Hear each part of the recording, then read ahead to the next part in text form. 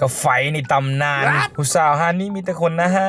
เลยนี่นะสบายดีทุกคนมือนี้โมเมนต์มือนั้นโมเมนต์มือนี้เนาะมือนี้เราจะพาทุกคนมาแต่ง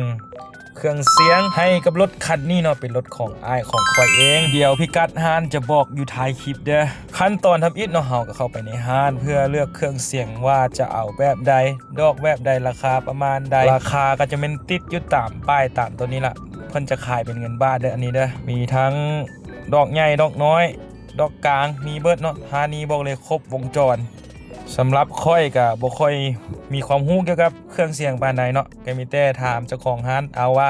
เอาอยากได้ประมาณนี้ราคานี้เจ้าของร้านก็จะแนะนำทางเฮาเป็นอย่างดีเลยโดยเฉพาะผู้สาวคนนี้นะฮะเฮาก็จัดสุดนี้มาเนาะนี่ดอกลำโพงที่เราจะใส่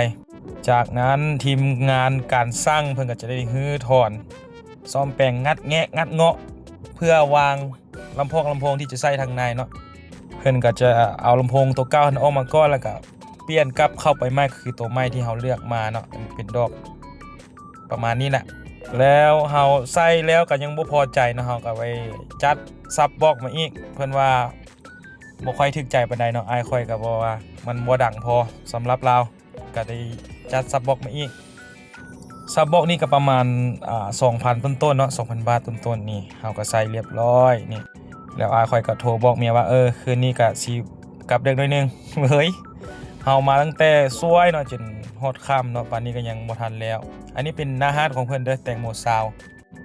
อ้ายค่อยก็สวยกับเจ้าแปลกพร้อมจนค่ำพุ่นแล้วบ่ได้ลองเสียงคลิปหน้ามาลอง